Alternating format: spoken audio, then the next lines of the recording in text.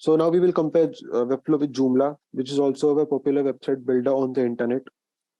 As I mentioned before, Webflow is very optimized, which helps our website to load faster. On the other hand, Joomla struggles with the speed sometimes to load large websites. And Joomla doesn't offer as many features as compared to Webflow, which got a lot of easy to use features in their library in Webflow. And Webflow almost supports almost all the modern and popular browsers which are used by most of the users on the internet. But Joomla doesn't support not many browsers as of now, but they might start supporting in the near future. Joomla doesn't offer many customization options as compared to what Webflow, which offers inbuilt customization for some features. So you can make CSS changes for your content, or change fonts and size for your content on your website.